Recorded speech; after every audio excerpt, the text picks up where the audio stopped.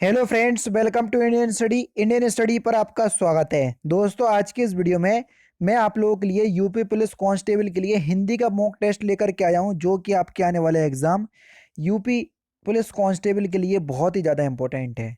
क्योंकि आप सभी लोग जानते हैं यूपी पुलिस कांस्टेबल और यूपी लेखपाल की वैकेंसी दोनों ही अपनी चरम सीमा पर है। कभी भी किसी भी दिन आप लोगों के लिए नोटिफिकेशन आउट हो सकता है भर्ती बोर्ड की तरफ से।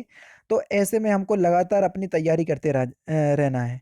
मुझे पता है कि आप लोग अभी ज़्यादा इंटरेस्टेड नहीं हैं, लेकिन मैं लगातार आपको वीडियो प्रोवाइड करवा रहा हूं ताकि आप लोगों को एक अच्छा और बेहतर कंटेंट आप लोगों को प्रोवाइड करवा सकूं। मेरी वीडियो 10 से 12 मिनट की होती है। अगर आप देखोगे तो इतने समय में आपका कुछ नहीं जा रहा, कुछ ना कुछ ज़रूर मेरी वीडियो से आपको सीखने को ही मिलेगा। इसलिए मैं आपसे बोलता हूँ कि आप वीडियो को पूरा ज़रूर देखा करें, ठीक है। पहला क्वेश्चन आपको बताना है। पहला क्वेश्चन है, इसमें आपको काल पहचानना है और बताना है कि क्रिया भूतकाल से शुरू होकर अभी अभी समाप्त हुई है तो वहां पर कौन सा काल होगा। क्रिया अगर भूतकाल से शुरू होकर अभी अभी समाप्त हुई है तो वहां पर कौन सा काल होगा। तो वहां पर आसन्न भूतकाल होगा। दूसरा ऑप्शन से यहाँ पर आपका बिल्कुल क्या हो जाएगा सर, करेक्ट हो जाएगा। निम्नलिखित प्रश्न में से वाक्य की संरचना के आधार पर उसका भेद बताइए, जल्दी बताएं।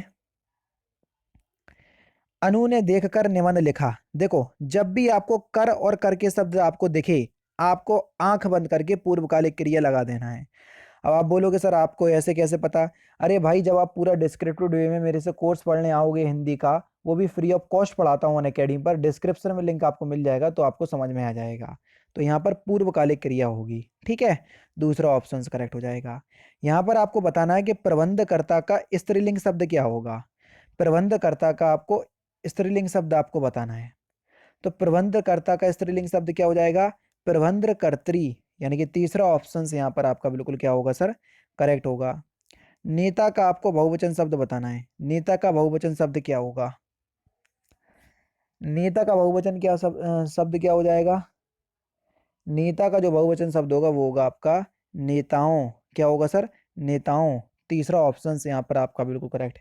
आप सभी लोग जानते हैं यूपी पुलिस कांस्टेबल की वैकेंसी जो है वो आपकी आने ही वाली है। ऐसे में आपको एक बेहतर बुक की आवश्यकता होती है ताकि आप अपनी एग्जाम की तैयारी या प्रिपरेशन अच्छे से कर सकें। तो चक्षु पब्लिकेशन आप लोगों के लिए बेहतरीन बुक लेकर के आया हो, आप देख लीजिए और परचेज भी आप कर सकते हैं। डिस्क्रिप्शन में मैं लिंक प्रोवाइड करवा दूंगा। दोस्तों, आज हम बात करने वाले हैं यूपी लेखपाल की बेस्ट बुक के बारे में, जो कि चक्षु प्रकाशन की तरफ से आती है। अब बेस्ट बुक क्यों है वो मैं आपको बता देता हूं। ये जो बुक है वो ग्रामीण समाज की बुक है, यानी कि ग्राम समाज एवं विकास, जो कि लेखपाल के लिए बेहद इंपॉर्टेंट टॉपिक है। अच्छी बुक क्यों है वो मैं आपको बता देता हूं। क्योंकि इसमें 1100 से ज्यादा वो क्वेश्चंस दिए गए हैं जो आपके लास्ट ईयर लेखपाल के एग्जाम में पूछे जा चुके हैं।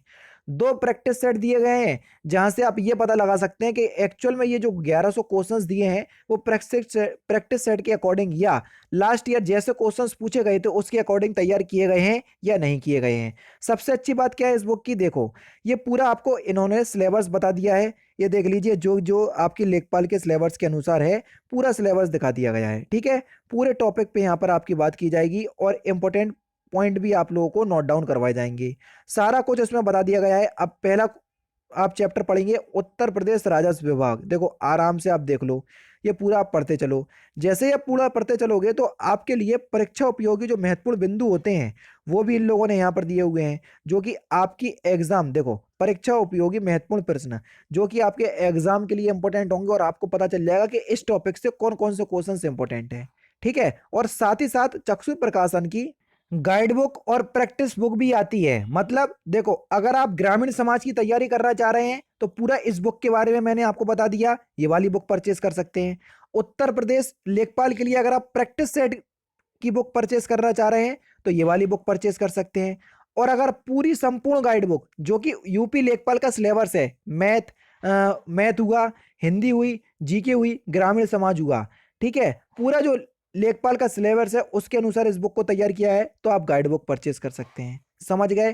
तो तीनों ही बुक के बारे में मैंने आपको बता दिया। डिस्क्रिप्शन में लिंक है, जहां से मर्जी चाहे आप परचेस कर सकते हैं। आप इसको ऑफलाइन मार्केट से ही परचेस कर सकते हैं। आप अपने नजदीकी बुक स्टोर पर जाकर के चक्षु पब्लिकेशन की ये सारी बुक जो है वो परचेस कर सकते हैं। तो जो बुक आपके लिए इंपॉर्टेंट होती है, आपकी परीक्षा के लिए इंपॉर्टेंट होती है, वही मैं आपको सजेस्ट करता हूं। आगे आपकी इच्छा है, ठीक है। नेक्स्ट क्वेश्चन आपके सामने, ऋतु का आपको बहुवचन शब्द बताना है कि ऋतु का बहुवचन शब्द क्या होगा। ऋतु का बहुवचन शब्द क्या हो जाएगा सर, तो आपका सही आंसर हो जाएगा ऋतुएं। ऋतु का बहुवचन शब्द क्या होगा, ऋतुएं। पहला ही ऑप्शन से यहाँ पर आपका बिल्कुल करेक्ट। स्वर रहित व्यंजन जब स्वर सहित व्यंजन से मिलता है तब क्या कहलाता है। जब स्वर रहित व्यंजन स्वर सहित व्यंजन से मिलता है तब उसे हम संयुक्त अक्षर कहते हैं। पहला ही ऑप्शन करेक्ट। कौन सा व्यंजन नासिक द्वारा उच्चारित होता है, तो सही आंसर हो जाएगा आपका ण। क्योंकि देखो, हर वर्ग का पांचवा व्यंजन नासिक व्यंजन कहलाता है। हर वर्ग का, देखो टा ठा डा ढा ण, ये जो आपका व्यंजन है पांचवा, टा वर्ग का पांचवा व्यंजन है नासिक व्यंजन।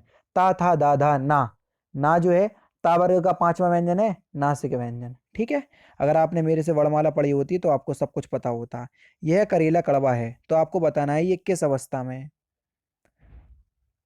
देखो, यह करेला कड़वा है तो ये एक उत्तरावस्था का वाक है। ठीक है, अगर ये लिखा होता ये जब भी कंपैरिजन की जाती है तो मोस्टली उत्तरावस्था में आता है। ठीक है, यह करेला यह करेला अधिक कड़वा है तो ये ये करेला सबसे कड़वा है तो ये चला जाता है आपका उत्तम अवस्था में। ठीक है, तो फिलहाल यहाँ पर आपका कौन सा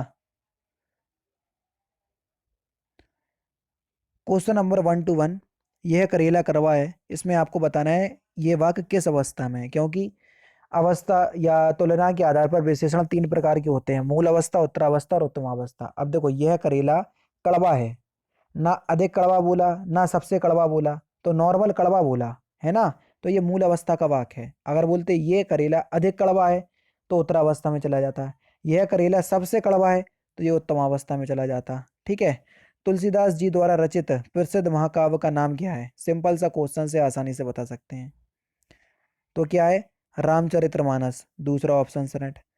रंगभूमि किस प्रसिद्ध लेखक द्वारा रचित उपन्यास है, रंगभूमि। तो सही आंसर आप क्या हो जाएगा सर, प्रेमचंद्र। पहला ऑप्शन करेक्ट। इनमें से कौन सी जयशंकर प्रसाद जी की प्रसिद्ध रचना है। जयशंकर प्रसाद की, आराम से बता सकते हैं, सिंपल सा क्वेश्चन है। तो सही आंसर हो जाएगा आपका कामायनी। तीसरा ऑप्शन करेक्ट।